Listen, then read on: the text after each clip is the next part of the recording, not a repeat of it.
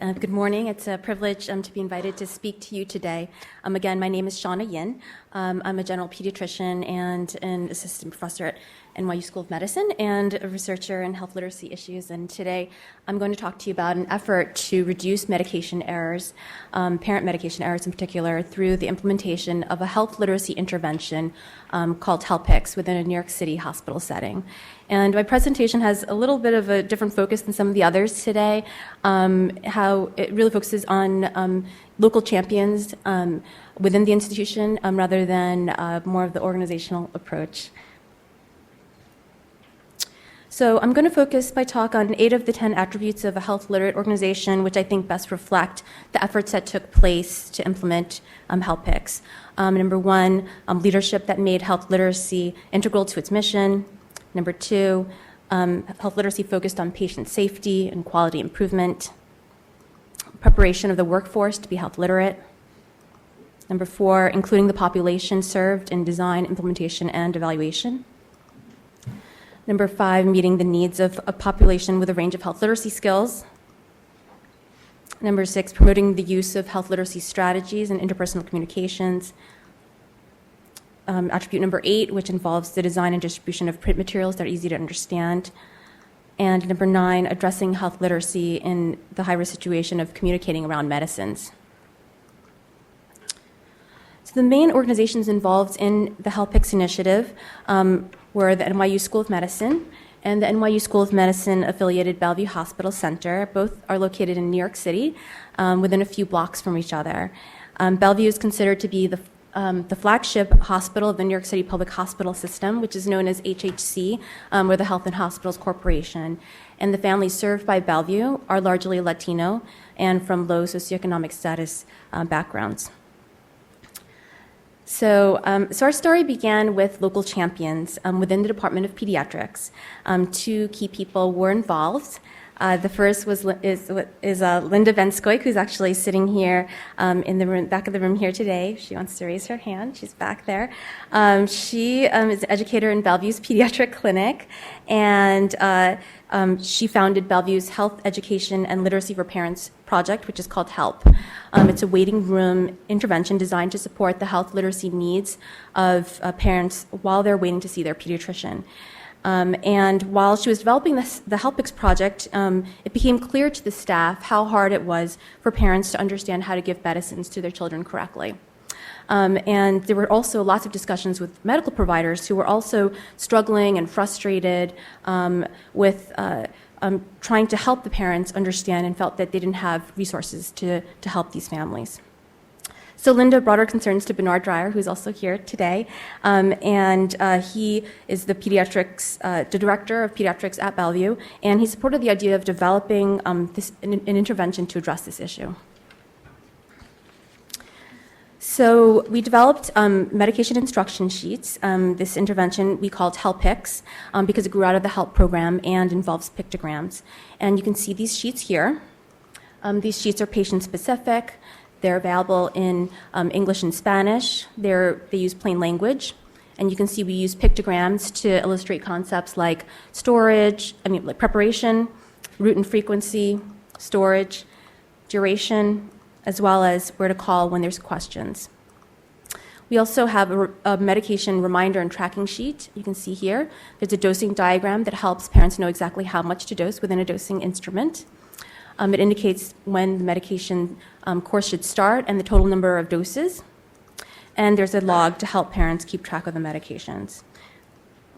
And we'd like providers to use this log to talk to the parents about specific times to give the medicine and to indicate when to start and end that medicine.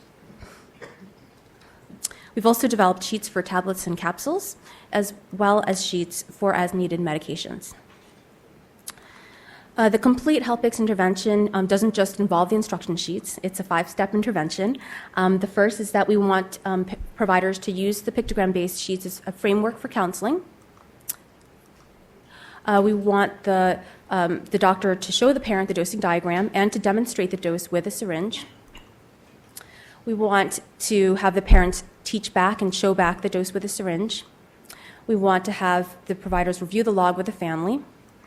and then we want for parents to be given an oral syringe to take home. And this intervention takes only about 1 to 2 minutes.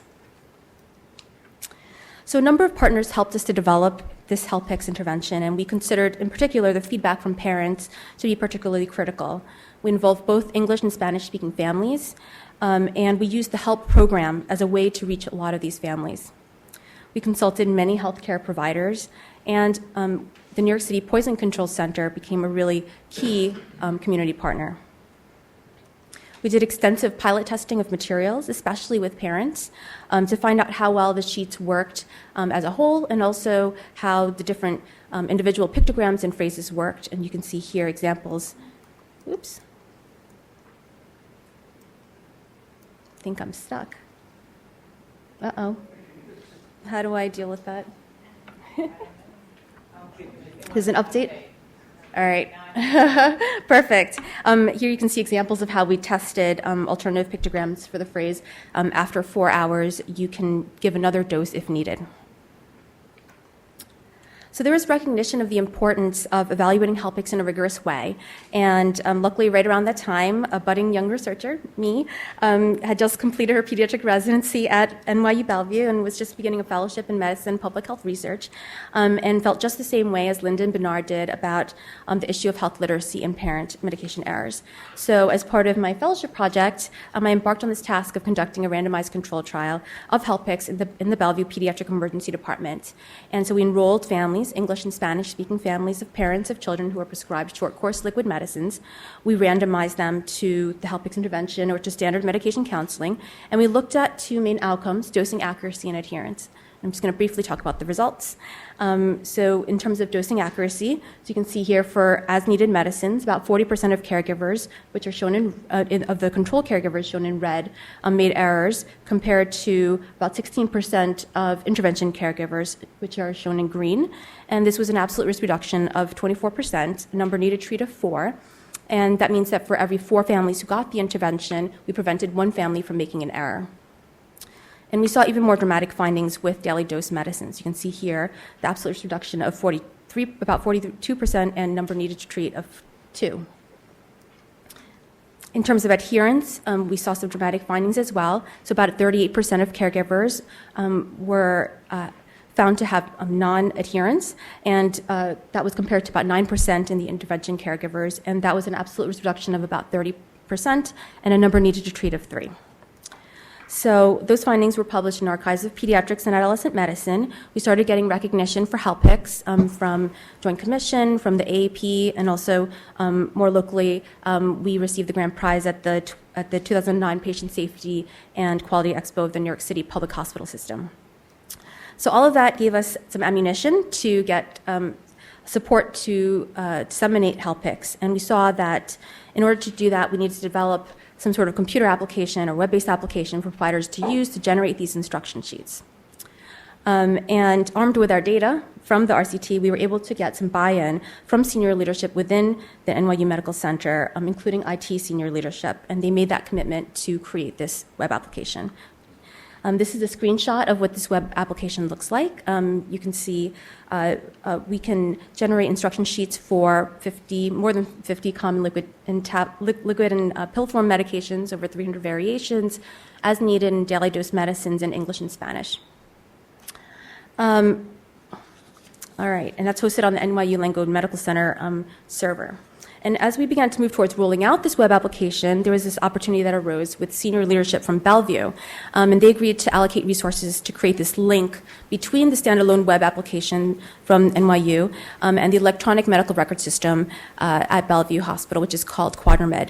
And we knew that this link would be really key to facilitating provider use of HELPix, because obviously, when providers prescribe medicines, information could then be pre-populated into the HELPix system, making it much easier to use. So we were really excited about this news, and we also had some newfound grant support. We approached NYU, and we got an agreement from NYU and Bellevue to work together to create this link, and we were really excited about that. So I'm going to show you a few screenshots of what the QuadraMed EMR link to HELPix looks like. So when a provider orders a prescription in the EMR, there's an option to say yes to HELPix. They complete their prescription order. They're brought to a link where they can click on, where the provider has a secure URL. That brings you to this list of medications that you ordered for that patient. You click on Get Pictogram. It pre-populates that information into the HELPix entry form. You can see that here. And if anything is missing, there's a little red box around it. And once you resolve those issues, then the Get Pictogram button appears. You click on that, and you can generate your instruction sheets. So right now we're in the midst of implementing HELPix. We're working really closely with providers to encourage them to use HELPix. We're encouraging parents through the HELP program to actually ask their doctors and put a little pressure on the doctors to get those instruction sheets from them. And we're working very closely with the IT teams both of Bellevue and at NYU who've been really helpful in troubleshooting the issues that have occurred during the rollout process. One of the key parts of implementation process has been provider training. And so we've developed several training modules, short little training modules to focus on especially the practical issues of how to generate the sheets, how to counsel using the sheets, doing Teachback, showback, creating videos so they can actually demonstrate the use of HELPix and how you can use that practically with your patients. We've done training in person in groups. We've done one-on-one trainings. And we have modules available on the computers for providers to access at any time. Our goal is really to have the providers use HELPix as part of a universal precautions approach to counseling families about medicines. All right, so currently we're in the midst of evaluating the HELPix implementation process. We think that's really important. So this is happening at 2 of the hospitals. One's Bellevue, the second is Woodhull. We're rolling out right now at Bellevue, and we'll be rolling out at Woodhull afterwards. And we're looking at effectiveness of HELPix, at whether it improves parent dosing accuracy, adherence, looking at hospital revisit rates. And this is different from the original study because the original study was done under research conditions where myself or other study staff were actually doing the intervention. And now this is out in the world and the providers are doing it, so we want to see how it works. And we're also interested in looking at feasibility, and we're tracking rates of utilization. So I'm going to bring us back now to the attributes that we initially talked about. As you can see, that implementation of HELPix involved buy-in from the leadership and fiscal and human resources allocated from them. HELPix targets patient safety, quality improvement. It really involved preparation of the workforce to be more health literate. We involved the population served extensively in design, implementation, and evaluation. We sought to support a universal precautions approach with this intervention. It uses and supports low literacy strategies and interpersonal communications. It involves the design of easy to understand information, and we were addressing this issue of medications and medication errors. So quickly, what generated the interest? As I said before, this started from local champions who recognized there was an issue and decided to take action, and was also spurred on by growing national focus on health literacy issues. There was a lot of hospital system buy-in because of recognition of health literacy as a patient safety issue and recognition of the prevalence of low health literacy in the population served. Strategies that we used to move health literacy forward, we took action and developed an intervention and involved key stakeholders in that. And just so you can see a little timeline, people are always curious about that. You can see in 2000 was when the HELP project began. 2002, when HELPix, the idea of HELPix instruction sheets was conceived, and we started working on that. The web application development in 2007. 2011 was when the EMR link began, work on that began, and then finally rolled it out at the end of 2012. Second strategy was that we really felt evaluation was important, so we conducted a QI project initially, followed by the RCT, and followed by this pre-post implementation study that we're in the middle of right now. Thirdly, we applied for grant funding to support HELP and HELPix-related development, evaluation, and implementation. This is our little chart showing all the grants that we worked on and applied for, and the little pockets of funding and big and large grants that helped to support this development of this intervention. We established HELPix reputation through publications, made lots of presentations, and all this to get buy-in from senior leadership. In terms of factors which facilitated implementation of these changes, support of senior leadership, obviously, funding from grants, and identification of provider champions. That was really, really critical so that we can encourage HELPix utilization. What were barriers to implementation of the changes? Obtaining buy-in and commitment, especially commitment of funds from senior leadership. This was especially an issue when the project of developing the IT initially we thought would take just a few months, ended up taking years. So that was definitely a barrier. And also getting buy-in from providers to use HELPix because there are a lot of competing demands on provider time. How will the implementation of changes be maintained? Continued commitment of local champions, continued support from our senior leadership, although a lot of the infrastructure for HELPix has been built, so we anticipate there won't be too many resources needed to maintain it. Continued commitment and identification of provider champions to encourage HELPix use, and continued monitoring and evaluation of HELPix.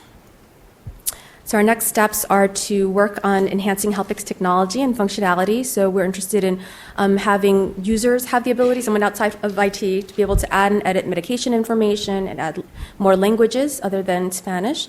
We want to develop other sheets for other types of medicines, like step-down medicines, chronic medicines, other formulations, trying to adapt for adults, although we know that we're going to need a lot of partners to do that adaptation for adult medications.